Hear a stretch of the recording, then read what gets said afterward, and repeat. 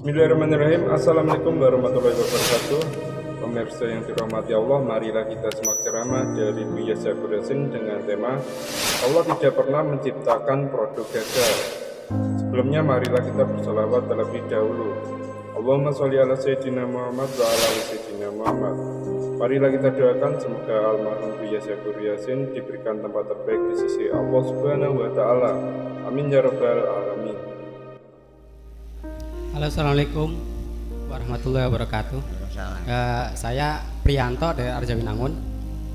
Mau menanyakan, kita kan tahu ya Allah menciptakan jin dan manusia untuk beribadah. Iya. Lah, pertanyaannya, tujuan Allah apa menciptakan manusia yang dari kecil idiot atau kurang akalnya lah gitu.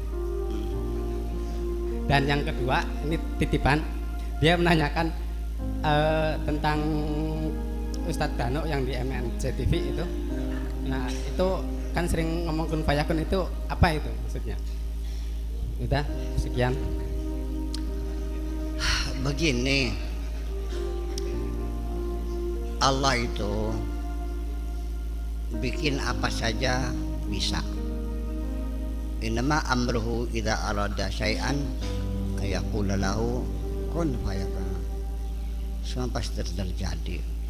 Nah, tetapi kita melihat banyak ciptaan Allah yang tidak sempurna.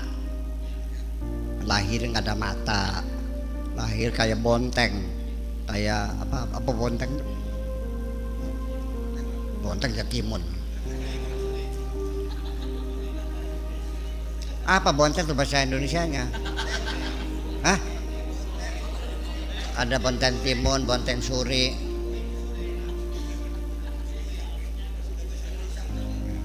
Artinya tidak ada kaki, tidak ada tangan. Tidak ada kaki, tidak ada tangan. Seperti bonteng, seperti ketimun gitu. Untuk apa Allah bikin cacat orang kakinya kebalik? Kalau kita bicara kedokteran, nah itu dalam proses penciptaannya itu ada gangguan-gangguan virus seperti tokso. Ya, dalam pertumbuhan janin itu ibunya suka memelihara kucing, kan gitu. Akhirnya virusnya masuk melalui vaginanya, merusak janin itu, terjadi cacat. Ya kan gitu. Itu kedokteran. Ya, kita melihat kedokteran ya, itu kan proses alami mencari sebab musabab secara logika. Tapi dalam pemikiran agama ya semuanya, virus pun tidak akan bisa bekerja merusak tanpa seizin Allah. Tidak ada daun kering yang terjatuh kecuali dengan seizin Allah. Tidak ada angin berhembus kecuali dengan seizin Allah. Tidak ada seorang tukang sihir pun bisa membuat cilaka pada kamu kecuali dengan seizin. Semuanya atas izin Allah semuanya. Nah, ketika terjadi yang idiot segala macam, ini jangan menyangkal Allah. Allah lagi membuktikan kehebatannya. Boleh enggak? Kamu aja sering menunjukkan kesombongannya aja. Betul enggak? Nah itu. Jadi biarkanlah Allah. Walillahi fi khalqihi syu'un. Kalau kamu melihat sesuatu yang aneh-aneh makhluk Allah, katakan walillahi fi khalqihi syu'un. Artinya Allah tuh hebat banget, bisa bikin apa saja. Itu. Jadi artinya bahwa sudah serahkan saja Allah menjadikan. Kenapa Allah bikin hidung ada yang mancung, ada yang sempug kayak kamu, ada yang pesek, ada yang menonjol seperlunya kayak wudun kahana, kayak bisul tuh ada gitu.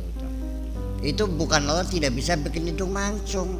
Allah bikin bermacam-macam itu lagi memperlihatkan kehebatannya. Mobil memproduksi banyak jenis tipe, ya kan gitu. Dari mobil yang paling mahal dan mobil yang paling murah dibikin semua, itu menunjukkan betapa besarnya pabrik itu. Ada yang 100 juta, ada yang 50 miliar. Kok bisa? Ya itulah menunjukkan bahwa pabrik itu sedang membuat bermacam-macam merek, bermacam tipe untuk menunjukkan bahwa dia bisa bikin banyak produksi. Semakin banyak produksinya, semakin menunjukkan kebesaran perusahaan itu. Allah juga sama, ya terima aja sebagai kebesaran. Allah membuat bermacam-macam ini biar ramai, biar kamu senang, biar kamu nyaman, dibikin beda-beda. Muka orang punya sidik, semuanya ada sidik suara, sidik aroma, sidik jari, segala macam sidik, semuanya tidak ada yang sama untuk menunjukkan kehebatan Allah itu saja kok. Jadi itu untuk pertunjukan dirimu, untuk mensyukuri orang yang tidak punya mata yang bisa melihat, kamu yang bisa melihat, supaya sadar kamu mendapat kenikmatan. Bisanya kita mengevaluasi besarnya nikmat karena komparasi, karena perbandingan dengan yang lain. Tanpa dibandingkan kita tidak bisa melakukan apresiasi.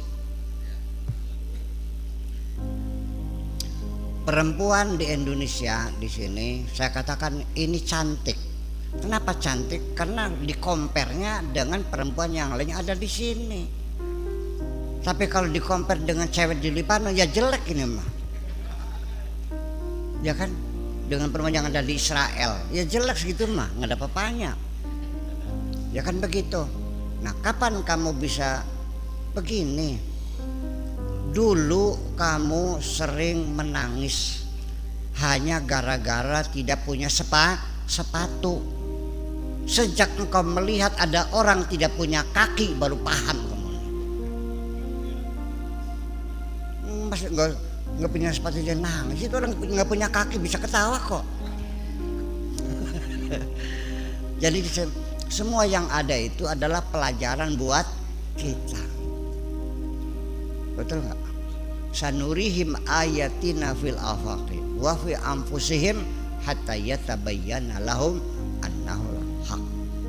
Belajar benar yaitu dengan melihat pertunjukan alam semesta dan melihat kehebatan yang ada di dalam dirimu sendiri kayak apa.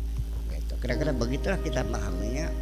Jadi jangan dikira bahwa orang yang tidak punya mata melihat, yang tidak punya kaki berjalan, jangan kamu merasakan orang itu menderita. Belum tentu dia bisa lebih bahagia dari kamu kok.